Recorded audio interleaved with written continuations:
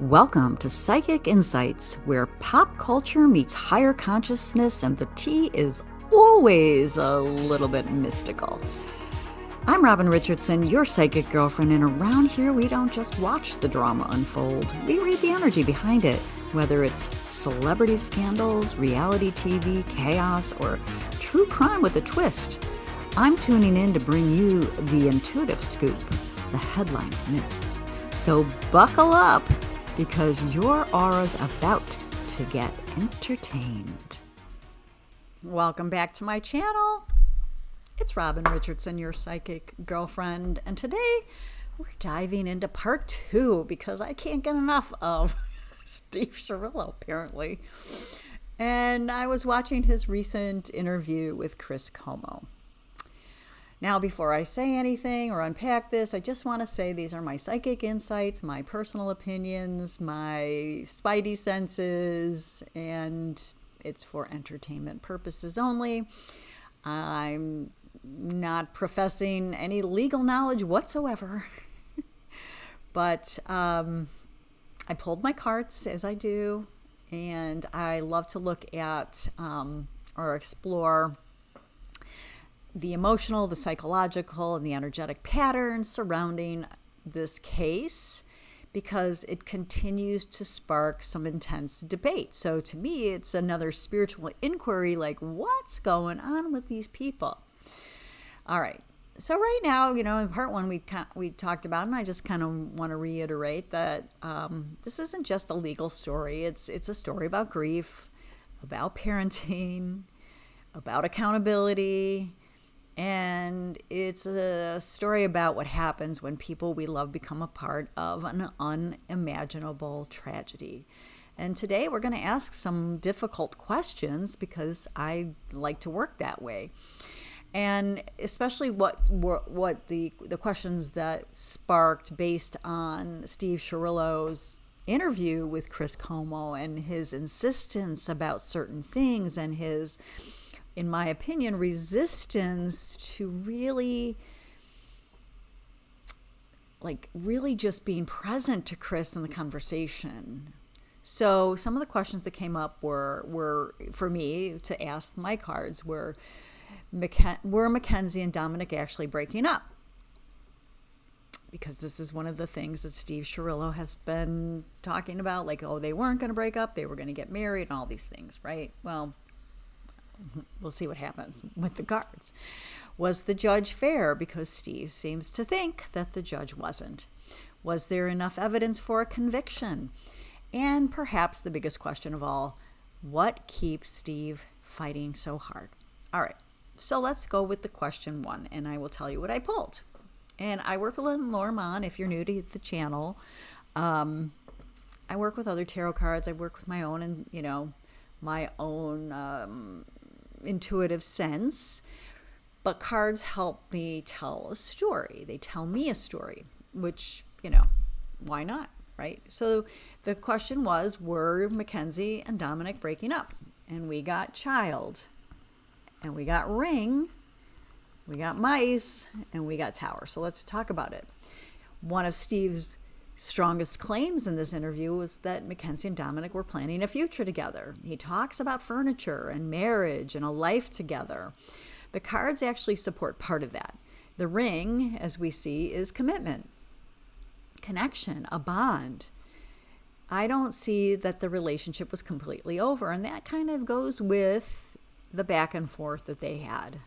And I don't see two people that hated each other. But then the mice appears.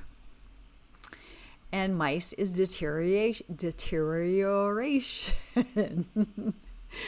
It's stress. Something slowly eroding beneath the surface. And then we have the tower. And the tower is distance, isolation, separation. And here's what I think the cards are telling us. Both sides may be telling part of the truth. There may have been genuine love between them. There may have been future plans, and there may have been growing cracks in the relationship. because relationships are rarely just one thing. And the cards don't show a clean breakup, but they also don't show a perfectly stable relationship. The energy feels more like a relationship under pressure. And by the accounts, that's what we're hearing, is that they had a very strained relationship. So, what happened in the car? All right, so then let's talk about did Mackenzie really forget what happened, because she says that's what happened. Anchor, dog, fish, and snake. And this is really fascinating to me, because the anchor tells me that something remains attached. Something is fixed, remains fixed. Then the fish talks about, let's go to the fish. The fish speaks to emotional waters, deep emotional waters. It's the subconscious, things below the awareness. And the dog often represents loyalty and trust. And the snake introduces the complexity. So when I look at the spread together, I don't see someone who remembers everything perfectly, and it could be selective memory. But I also don't see someone who absolutely doesn't remember anything. All right. So what I do see is there's a tangled emotional landscape. And these cards suggest that there are layers. And whether those layers are trauma, fragmented memory, emotional protection, guilt, or something else, I can't say. But the energy doesn't feel simple. It feels complicated. And sometimes complicated is the most honest answer. The question next was the judge fair, because Steve seems to think that you know how we all do, right?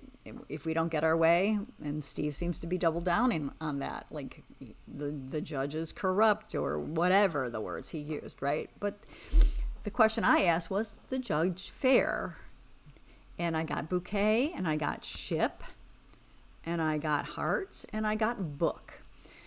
And if I were looking for corruption bias, I would expect very different cards. Instead, I see the bouquet.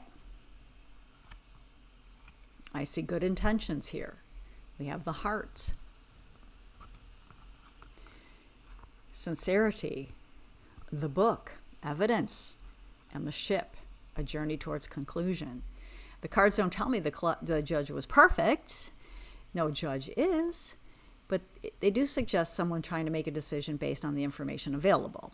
What I don't see is a personal agenda. I don't see manipulation, and the energy feels more like I'm looking at the facts before me and making the best decision that I can. Whether people agree with that decision is another conversation, but the cards talk about good faith. Okay, so Steve, if you're listening, you may not like the outcome, but it doesn't come from corruption. All right, question 4. Was there enough evidence for a conviction? And I got bear, cross, path, and whip. And this is a powerful spread. The bear is the weight, substance, power. Cross is the burden, consequences. Path is choice. It's multiple interpretations, and the whip is repeated repeated examination, arguments, debate. This does not feel like a weak case. The card suggests substantial evidence that was examined over and over again. However, path is important. Path reminds us that evidence and interpretation are not always the same thing. Reasonable people can look at the same facts and arrive at different conclusions. That's why this case remains so controversial. The cards don't suggest there was no evidence. The cards suggest there was significant evidence that continues to generate disagreement. Now, everyone keeps asking, did Mackenzie have remorse? And this wasn't one of my original questions, but after looking at the entire spread, I think it's impossible not to ask. And here's my honest impression. I don't see someone who feels nothing. I do not see someone who is indifferent. I do not see someone who simply moved on.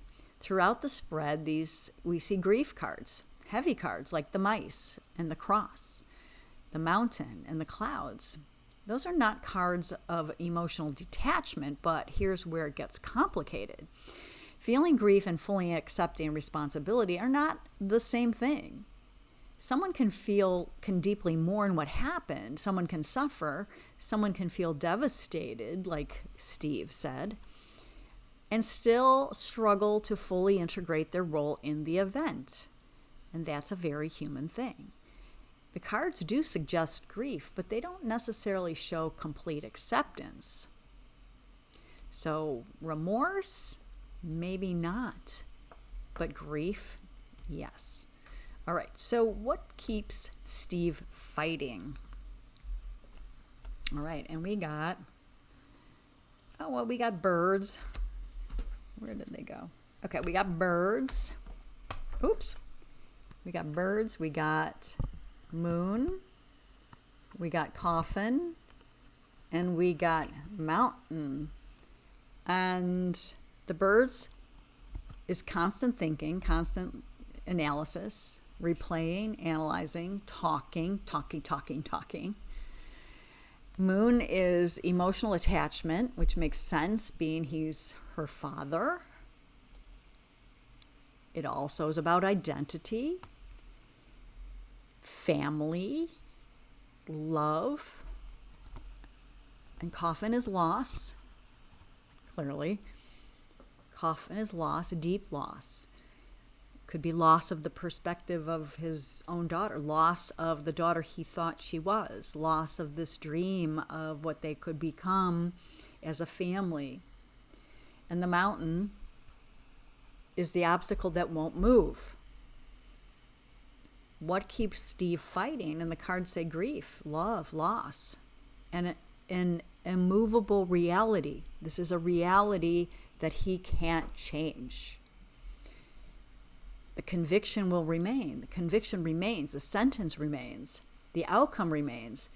What I see is a father who has attached his identity to this fight, not because he's evil, not because he's trying to deceive people, but because the alternative may simply be too painful.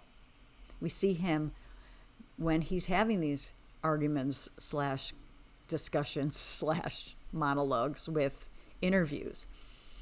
You see it. He is unable to see the possible reality that his daughter did this intentionally on the fly. And this reality of two people losing their lives, his daughter convicted and in prison, is a lot to handle. Maybe too much to handle, because every other possibility has to be true for him other than the one that's in front of him. If he accepts everything as the court presented it, he may have to confront questions that haunt parents. Could I have seen it? Could I have stopped it? Did I miss something? And the card suggests those questions live beneath his surface. So let's talk about parenting again. One thing that stood out to me in the interview was Steve's discussion of marijuana use, and we talked about this, I think, in the first part. He repeatedly asked, what was I supposed to do? And honestly, that's a question many parents ask themselves. The cards don't show a father who didn't love his daughter. They show a father who may struggle with the possibility that love alone isn't always enough. Every parent watching this has probably had moments where they question themselves. Did I intervene enough? Was I too strict? Was I too lenient? Did I miss the warning signs? The cards don't tell me that Steve is a bad father per se, but the cards tell me he may be struggling with guilt he can't fully face. And we have to remember that in the state of Ohio, marijuana is illegal for minors. And Mackenzie definitely was a minor. And it's illegal to drive a car. And Mackenzie was shown to be smoking marijuana in the car. These are illegal things.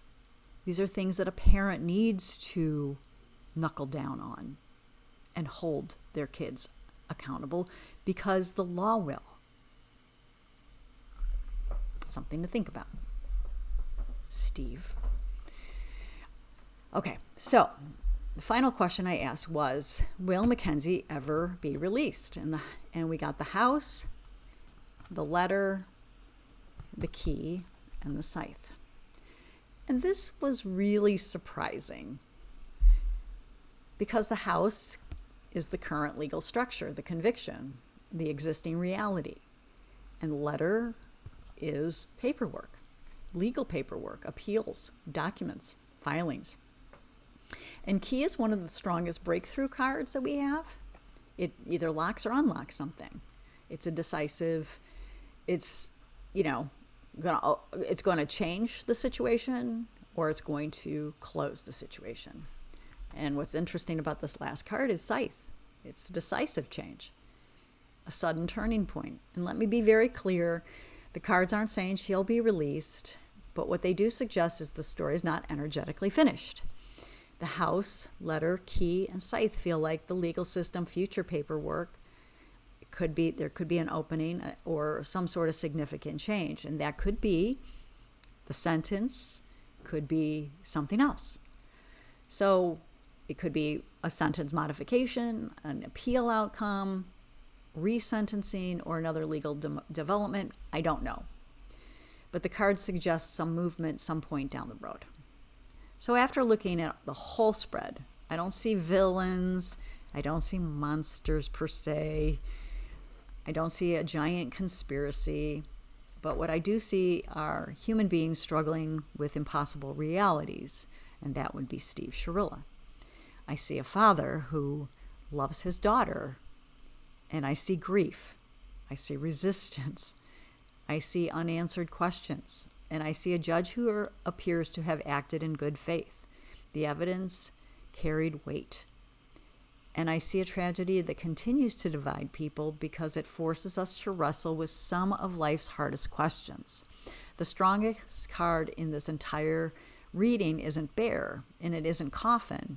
It isn't even the key. It's the mountain, because everyone involved seems to be standing on opposite sides of the same mountain. And years later, nobody has found a way around it. So I'd love to hear your thoughts. Be kind in the comments section. Do you think Steve is protecting his daughter, or protecting himself, or is he simply doing what any parent would do when faced with the unthinkable? Let me know in the comments section. And remember, sometimes the hardest truths aren't about strangers. They're about the people we love the most. Again, as I said in part 1, I wish Steve would just stop talking and do whatever he needs to do to heal or face what's currently the reality for him. And to do whatever legally he can to help his daughter, which is his right to do. And I probably would do the same. But we hear him all over the media talking about the lies and the deception, where there's really no evidence of that, at least not from what I can see energetically or from the spread. So tell me what you think in the comment sections, and like and follow for more, and ring the bell. And as always, thank you for supporting my work. I appreciate it. I'm Robin Richardson, your psychic girlfriend, and I'll see you in the next one.